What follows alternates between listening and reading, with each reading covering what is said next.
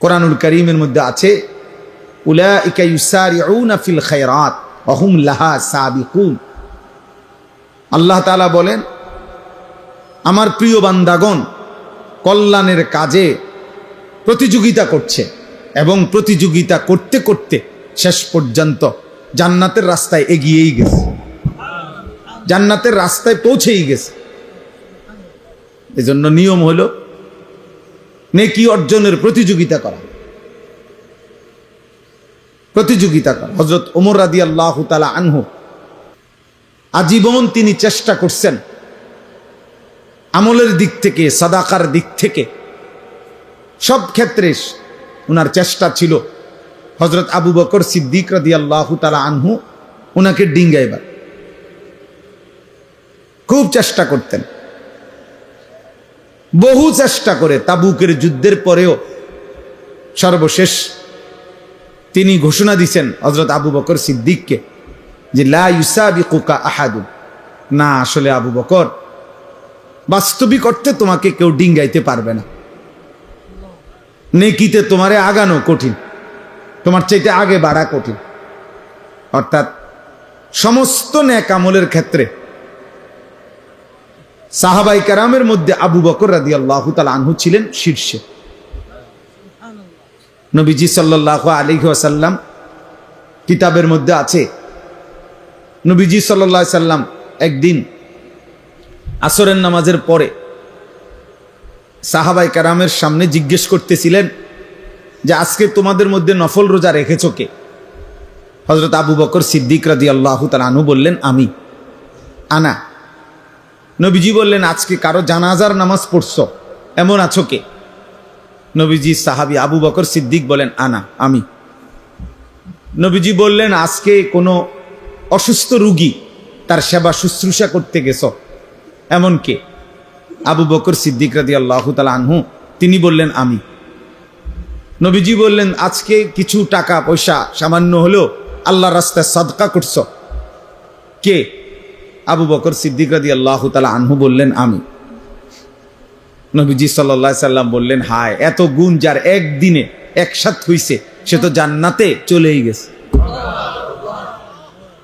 কিতাবের মধ্যে আছে, আল্লামা ইমাম ইবনুল কাইয়িম আল জাওজিয়া রাহমাতুল্লাহি আলাইহি তিনি বলছেন, সেদিন যদি নবীজি গুনে গুনে 100টা নেক আমলের ব্যাপারেও প্রশ্ন করতেন তো 100 বারই আবু বকর সিদ্দিক বলতেন, আমি আমি আমি আমি। এমন ছিলেন তিনি, এমন ছিলেন। কোরআনুল কারীমের মধ্যে আছে, আল্লাহ তাআলা আবু বকর সিদ্দিক রাদিয়াল্লাহু তাআলা আনহুর প্রশংসা নবীজিকে বলছেন, ওয়ালা সাউফা ইয়ারদা, বন্ধু আপনার আবু বকরকে আপনি দিয়া খুশি করতে পারতেন না, আপনি তারে কদ্দুর দিবেন? জান, আমি আল্লাহ ওয়াদা দিলাম আমি তাকে খুশি করে দেব। এবার আল্লাহ তাআলা কি পরিমাণ খুশি হয়েছেন। সেই জন্য ওমর রাদিয়াল্লাহু তাআলা আনহুর মতো সাহাবী উনাকে বলছে যে, হ্যাঁ আবু বকর, তোমাকে কেউ ডিঙ্গাইতে পারবে না, তোমার আগে বাড়তে পারবে না। তো সাহাবায়ে কেরাম প্রতিযোগিতা করতেন নেকি অর্জনের জন্য, জান্নাত কামাই করার জন্য, আখিরাতের জন্য। ফাস্তাবিকুল খায়রাত, আল্লাহ তাআলা বলছে তোমরা কল্যাণ অর্জনে প্রতিযোগিতা করো। আজ আমরা গুনার প্রতিযোগিতা করি, আল্লাহর নাফরমানি, অসভ্যতা। এক এক যুবক সর্বোচ্চ চেষ্টা করে তার বন্ধুদের চাইতেও বেশি অসভ্যতা, নোংরাম, উলঙ্গতা, বেহায়াপনা, চরিত্রহীনতা কে কত বেশি করতে পারছে। মোবাইলের বাহার, অসভ্যতার বাহার। এক একজন মনে করতেছে উল্লাস, আমি গুনার প্রতিযোগিতা করতেছি, গুনার প্রতিযোগিতা করছি। নাউযুবিল্লাহ। অথচ আল্লাহ তাআলা বলছেন, ওয়ালা তাকরাবুল ফাওয়াহিশা মা যাহারা মিনহা ওয়া মা বাতান, অশ্লীলতা, বেহায়াপনার প্রকাশ্য কিংবা গোপনে বেহায়াপনা, অশ্লীলতার কাছেও যেও না, কাছেও যেও না। ওয়ালা তাকরাবু, কাছেও যেও না। আল্লাহ তাআলা বলছেন, ওয়ালা তাকরাবুজ জিনা, বেবিচারের কাছেও যেও না। আল্লাহ তাআলা নিষেধ করছে। ইন্নাল্লাযীনা ইউহিব্বুনা আন তাশিআল ফাহিশা ফিল্লাযীনা আমানু লাহুম আযাবুন আলীমুন ফিদ দুনিয়া ওয়াল আখিরা।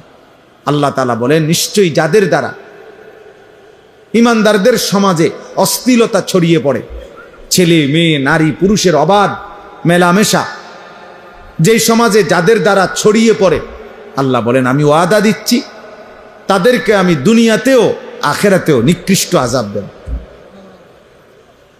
আরে বেটা, এর চাইতে বড় আযাব আর কি? তোকে মানুষ চরিত্রহীন মনে করে,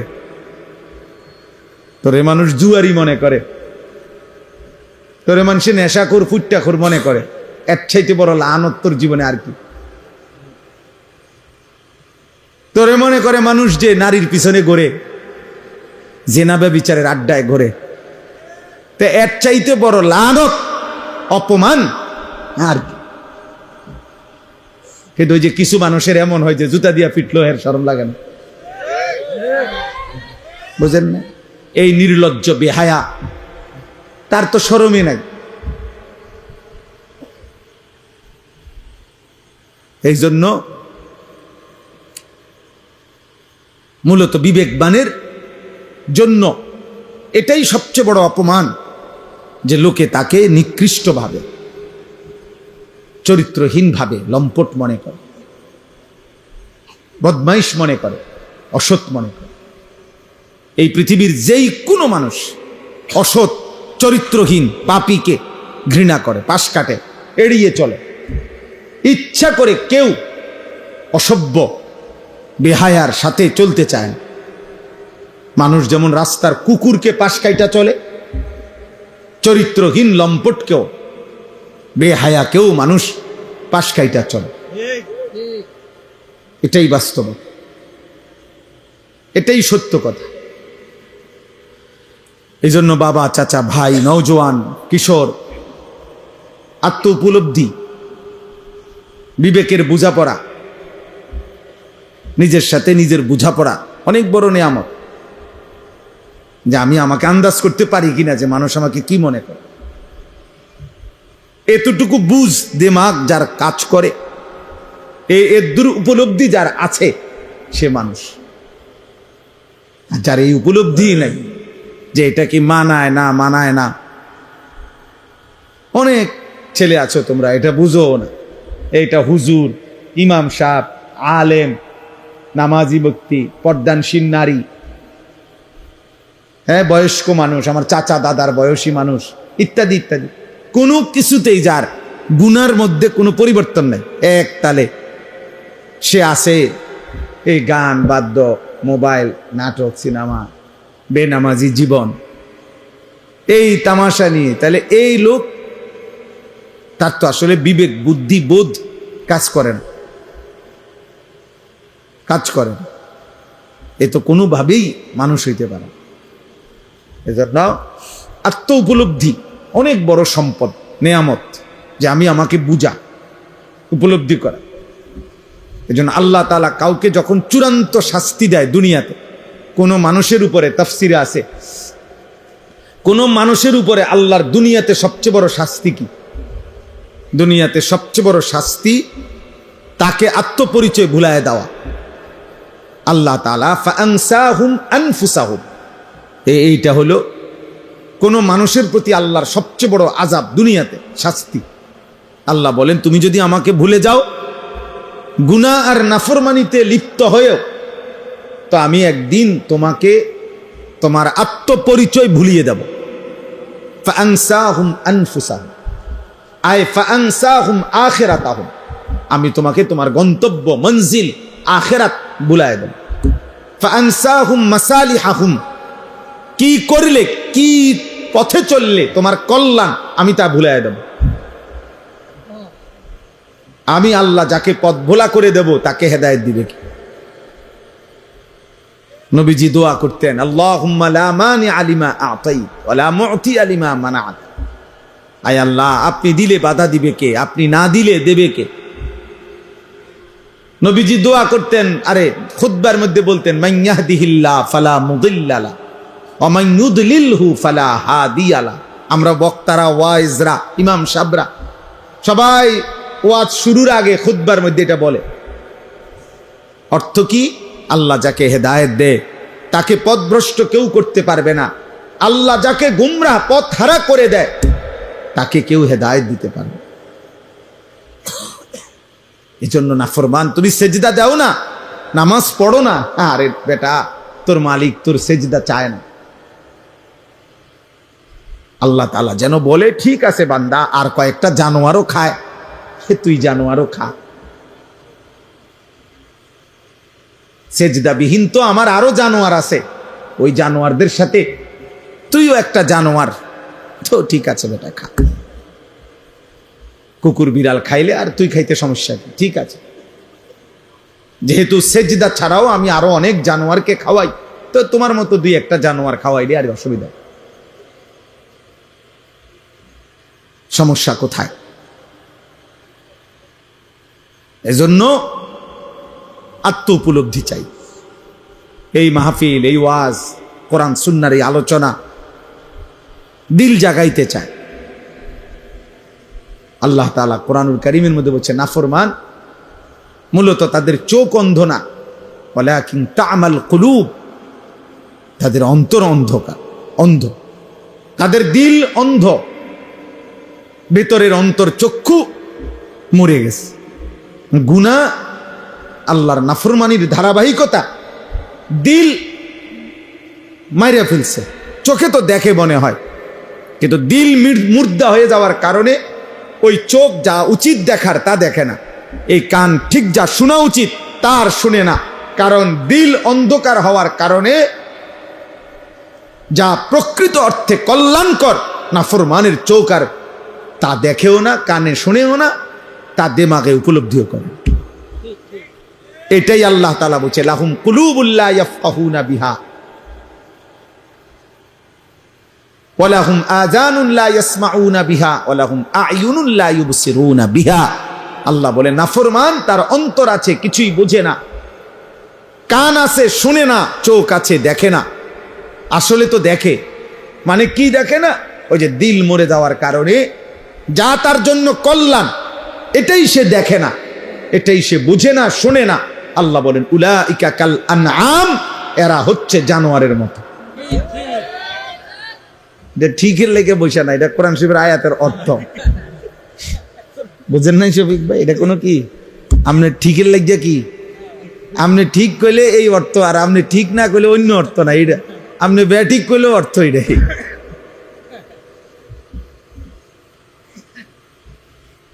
এটা অর্থ এটাই যে সে জানোয়ার, বালহুম আদাল, অথবা তার চাইতেও নিকৃষ্ট।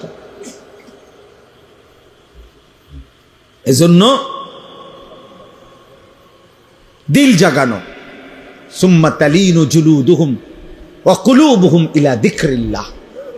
আল্লাহ তাআলা কোরআনুল কারীমের মধ্যে বলছেন, আমার কোরআনের মুজিজা হলো এই, কোরআনুল কারীম কেউ যখন দিল দিয়া শুনতে থাকে, মনোযোগ দিয়া একটা পর্যায়ে শুনতে শুনতে অল্প সময়ের ব্যবধানে তার সারা দেহ এবং তার অন্তর আমি আল্লাহর স্মরণ, আমার জিকির, আমার বন্দিগিতে সেজদায় নুয়ে পড়ে, জমিনে ঝুঁকে পড়ে।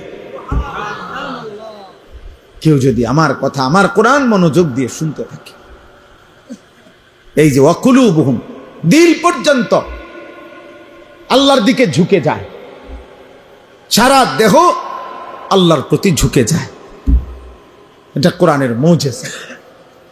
এজন্য অনেক মানুষ আছে কোরআনুল কারীমের কথা মসজিদে মাসের পর মাস, সপ্তাহের পর সপ্তাহ, জুম্মার পর বয়ান শুনবার পরেও দিলের কোনো পরিবর্তন নেই। কারণ আসলে দিলের মধ্যে এমন অন্ধকার ঢাকা আছে, সেই অন্ধকার, সেই কালো, সেই দাগ, সেটা উঠতেই আসে না, যার কারণে আলো ফোটে না, দিল জাগে না, অন্তরাত্মা পরিষ্কার হয় না। এই জন্য প্রিয় ভাই, প্রিয় বাবা, পর্দার আড়ালের মা বোন, প্রত্যেকের জন্য এটা উচিত এই কথাটা ভাবা, বুঝা, আল্লাহর কথা মনোযোগ দিয়ে শুনতে হয়, দিল দিয়ে শুনতে হয়। আমি সব সময় এটা বলি, সারা বছর বয়ানে আমি এই কথাটা বলি যে আল্লাহর কথা দিল দিয়া যেন শুন। এই জুড়াইতে জুড়াইতে শুনলে ফায়দা হয় না, বুট খাইতে খাইতে শুনলে উপকার হয় না, মোবাইল টিপতে টিপতে, মোবাইল নিয়ে ব্যস্ততা থাকলে দিল জমে না, অন্তর খোলে না। কোরআনুল কারীমের মধ্যে আছে, আল্লাহ তাআলা বলছে ফামান ইউরিদিল্লাহু আন ইয়াহদিয়াহু ইয়াশরাহ সাদরাহু লিল ইসলাম। আল্লাহ নিজে যাকে হেদায়েত দিতে চান, আল্লাহ তার অন্তর ইসলামের জন্য খুলে দেন। এটা আল্লাহর ফয়সালা। আল্লাহ দিল খুলে দেয়, শারহে সাদর, বক্ষ উন্মোচন করে দেয়। মুসা আলাইহিস সালাম আল্লাহর কাছে দোয়া করছেন, রব্বিশরাহ লি সাদরি, আল্লাহ আমার সিনা উন্মোচন করে দেয়। আল্লাহ নবী সাল্লাল্লাহু আলাইহি সাল্লামকে, নবীজিকে আল্লাহ বলছেন আলাম নাশরাহ লাকা সাদরাক, বলেন তো বন্ধু, আমি কি আপনার বক্ষ উন্মোচন করে দেই না? আমি তো দিয়েছি, আমি তো দিয়েছি। আল্লাহ তাআলা বলছে আফামান শারাহাল্লাহু সাদরাহু লিল ইসলাম ফাহুয়া আলা নূরিম মির রাব্বি। আল্লাহ বলেন, যাকে আল্লাহ তাআলা নিজে তার বক্ষ ইসলামের জন্য খুলে দিয়েছেন, আল্লাহই তার অন্তরে আল্লাহর পথে চলার জন্য, জান্নাতের পথে চলার জন্য আল্লাহ তাআলাই কুদরতিভাবে তার অন্তরে নূর, আলো জ্বালিয়ে দিয়েছে। এবার গুনার মাজমার ভিতরে থাইকাই সে আল্লাহর পথে চলতে থাকে। হাজার লক্ষ বেপর্দা মহিলার ভিতরে থাইকাও এই সমাজে অসংখ্য এমন ইমানদার নারী আছে যে গোটা মহল্লা বেপর্দা, প্রত্যেক ঘরে ঘরে টেলিভিশন চলে, এর ভিতরেও 2 জন 4 জন 10 জন 20 জন 50 জন এমন ইমানদার নারী আছে যারা নর্তকীর নাচও দেখে না, নিজের ইজ্জতের হেফাজত করে আমৃত্যু যারা পর্দার উপরে নিজেকে পরিচালিত করে। সমাজের কোনো উত্থান পতন, নর্তকীর কোনো উল্লাস, বেপর্দা নারীর কোনো বেহায়াপনা ওদের উপরে কোনো আসর করে না। এমন অসংখ্য যুবকও আছে আলহামদুলিল্লাহ, যারা চারদিকের বন্ধুরা সব উল্লাস করে, নাচে, ফুর্তি করে, জিনা করে, মদ খায়, গাঁজা খায়, উলঙ্গ ছবি দেখে, নর্তকীর নাচ দেখে, মোটর সাইকেলের আড্ডা দেয়, অসৎ নারীর পিছনে জীবন শেষ করে, এমন অসভ্য জন্তুদের সাথে থেকেও এমন অসংখ্য যুবক আছে যে 5 ওয়াক্ত নামাজ তার রবের সেজদা আদায় করে। হ্যাঁ মিয়া, আলহামদুলিল্লাহ। জমিন কখনোই ভালো মানুষ থেকে খালি হয় না, ভালো মানুষ থেকে কি হয় না, খালি হয় না। আল্লাহর কুদরতে অসৎ মানুষ দ্বারা জমিন কখনোই পরিপূর্ণ হবে আর পৃথিবী থাকবে এমনটা হবে না। আল্লাহ নবী সাল্লাল্লাহু আলাইহি সাল্লাম বলেছেন, শতভাগ মানুষ যখন অসৎ হবে, ঠিক তখনই শতভাগ 100 জনই যখন অসৎ হবে, শিরারুল খালক, আল্লাহর নবী বলেন ঠিক তখনই ইসরাফিল ফু দিবে। ইসরাফিল কি দিবে? আল্লাহ তাআলা অসতের উপরে জমিন 1 মিনিটও রাখবে না, 1 মিনিট। বলে তো এখন যে ওই যে ভালো মানুষ আছে, ওদের উসিলায় বাকি নাফরমানগুলো খায়, এখন যে নামাজি আছে, তাহাজ্জুদওয়ালা বান্দা আছে, চোখের পানি ফেলে, কাঁদে, আল্লাহর কাছে আহাজারি রুনাজারি করে, এদের বরকতে, এদের বরকতে। এই জন্য আমরা প্রত্যেকেই আমাদের জীবন চলার পথে কেউ গুরুত্ব দেন আর না দেন, আমরা আলহামদুলিল্লাহ দুয়ারে দুয়ারে আমরা বলে যাই, বয়স্ক বাবা যারা আছেন তাদেরকেও বলি, বাবা শেষ বয়স আল্লাহ যাদেরকে দিছেন আপনি কদর করেন, আপনি হিসাব মিলায় যান। এই পৃথিবীর আমনে মরার পরও পৃথিবী থাকবে, এই আমনে মরার পরও বাংলাদেশে ইলেকশন হইব, বুঝেন না কথা? তারেক রহমানের পরেও আরো কেউ প্রধানমন্ত্রী হবে, উনিও একদিন ইন্তেকাল করবে না? হ্যাঁ। অতএব কে আসে কে যায়, শুধু কেবল রাত দিন, শুধু কেবল দুনিয়া দুনিয়া নিয়ে ব্যস্ত থাকা, 60 বছর 70 বছর 50 বছর বয়স্ক মানুষের মানায় না, উচিত না। 60 বছর বয়স এখনো উনি ওই জির ঘরের নাতি, ফুতের ঘরের নাতি নিয়া তার বিয়ে লইয়া উনি গ্রামের আড়ে, হ্যাঁ ফুতের ঘরের নাতির বিয়ের জন্য, ফুতের ঘরের নাতির বিদেশের টাকা, সুদের টাকা, কিস্তির টাকা উনি খোঁজে। কত বড় অসভ্য মানুষ, কত বড় বেখবর, যার কবর দেখা যায়, যার কবর দেখা যায়, যার মৃত্যু মুখোমুখি, উনি এখনো কিস্তি টাকা খোঁজে, সুদের টাকা খোঁজে। ছি ছি ছি। মানে মনে করছে আমার চারদিকের বাকি মানুষগুলো যদিও মারা গেছে, ওরা বোকা ছিল এই কারণে মরে গেছে, আল্লাহর রহমতে আমি যেই সালাক, আশা করি আমি মরতাম না, উনি মারা যাবেন। আপনার চাইতে চালাক, বুদ্ধিমান, শক্তিমান মানুষ পৃথিবীতে আগে বেশি ছিল। হযরত আদম আলাইহিস সালাম 60 হাত লম্বা ছিলেন। কয় হাত? 60 হাত। আল্লাহর নবী সাল্লাল্লাহু আলাইহি সাল্লাম বলেছেন আদমের সন্তান, সেই আদম আলাইহিস সালামের জামানা থেকে এই লম্বা সন্তান কমতে কমতে কমতে কমতে অনাই আমগো সাইজ। এখন আমরা যে সাইজ, এই সাইজ হয়েছে। এখন 6 ফিট মানুষ দেখলে আমরা সবাই গ্রাম চুক্তি, 6 ফিট মানুষ দেখলো আইটা আইব কি রকম। 7 ফিট মানুষ দেখলে আমরা সবাই তামসা দেখতে আসবে। 7 ফিট, আরে কস কি চাই লোকটাকে। তাইলে সবকিছুই, শক্তি, সামর্থ্য, যোগ্যতা সবই দিন দিন কমে আসতেছে, বাড়তেছে না, কমতেছে কমতেছে।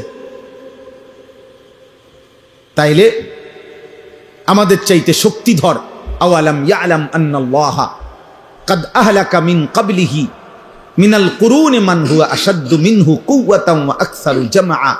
আল্লাহ তাআলা বলেন, হায় বান্দা, আমার প্রতিটা বান্দা তাদের ভাবা উচিত আমি আল্লাহ ইতিপূর্বে, তোমাদের প্রত্যেকের পূর্বে, তোমাদের চাইতে শক্তিতে বেশি, সম্পদে বেশি এমন অসংখ্য জাতি, ব্যক্তি, গোষ্ঠী, সম্প্রদায় আমি ধ্বংস করে দিয়েছি।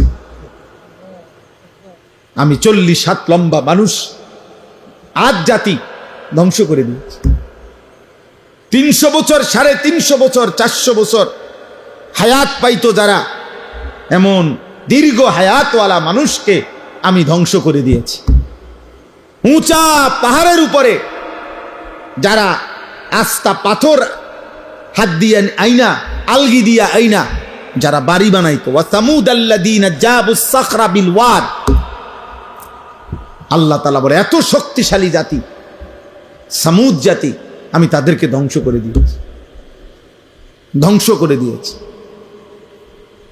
আদ জাতি, কোরআনে আছে, হাদিসে আছে, কোরআনেও আছে, আইয়ুনা আশাদ্দু মিন্না কুওয়া, যারা প্রতিনিয়ত বলতো হে নবী আমাদেরকে আযাবের ভয় দেখাইও না, আমাদের চাইতে শক্তিতে বেশি এই গোটা সৃষ্টিতে আর কেউ নাই। কে দিবে আযাব? কার ক্ষমতা আছে আমাদের উপরে আযাব দিবে? আমাদের চাইতে ক্ষমতাধর আছে ডাকে বেটা? আল্লাহ তাআলা যেন বলছেন আরশ আজিম থেকে, নাফরমান আমি আছি, আমি আল্লাহ, আমি আছি, আমি দিচ্ছি, শোন আযাব দেখ। তো আল্লাহ কোরআনুল কারীমের মধ্যে বলছে 7 লায়ালিন ওয়া 8 আইয়াম, 7 রাত 8 দিন এক টানা এই নাফরমান জাতির উপরে আমি তুফান লাগাইছি, ঝড় তুফান চলছে 8 দিন 7 রাত এক টানা। আল্লাহ তাআলা বলে 7 দিন 7 রাত 8 দিনের তুফান শেষ হওয়ার পরে একটা বাচ্চা, বুড়া, জওয়ান একজনও বাঁচে নাই, বরং পুরা জাতি লম্বা লম্বা খেজুরের গাছ ভাঙ্গা ভাঙ্গা ঝড় তুফানে যেমন ভাঙ্গা পড়ে, এই লম্বা লম্বা 40 হাত লম্বা মানুষগুলো এইভাবে সবগুলো কাটা খেজুর গাছের মতো মাটিতে পড়ে ধ্বংস হয়ে গেছে। কাআন্নাহুম আজাজু নাখলিন খাবিয়া। এজন্য সবাইকে বলি, বাবাদেরকে বলি, ছেলেদেরকে বলি, পর্দার আড়ালের মা বোনকে বলি, গাদ্দারি করো না বাপ। ফাইজলামি করতেছো যারা, আল্লাহর সাথে করতেছো মনে রাখো। যারা নামাজ পড়ো না, বেটা বেয়াদব, তুই আল্লাহর সাথে বেয়াদবি করছিস। তোর মতো গাদ্দার, তোর চাইতে ক্ষমতাধরকে একটা লাথি দিলে ফেরেশতা এই পৃথিবীর আর শেষ প্রান্ত তোরে খুঁজে পাওয়া যাবে না বেটা। একটা লাথি দিলে, ফেরেশতা যদি শুধু ফাসাত একটা লাথি দেয় আল্লাহর হুকুমে, আর কোনোদিন তোকে খুঁজে পাবে না বেটা। এক একজনের মাতবুরি আর এক একজনের অহংকার দেখলে, বেয়াদবি দেখলে মনে হয় যেন আল্লাহকে কিছুই মনে করেন।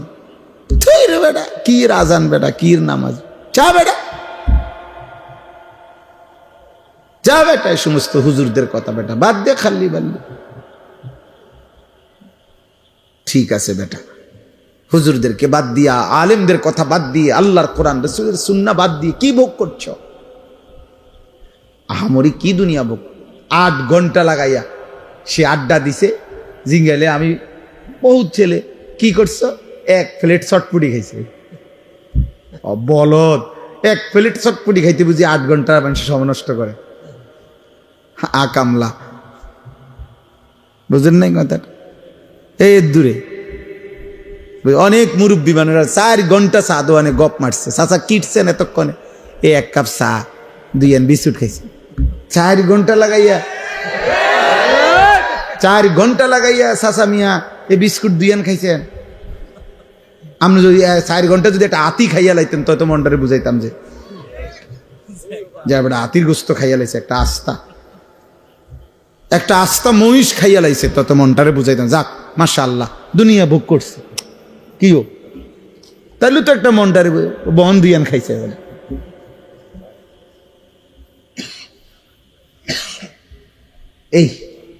এইটুকু দুনিয়া ভোগ করে আল্লাহকে ভুলে গেছে, আল্লাহকে ভুলে গেছে।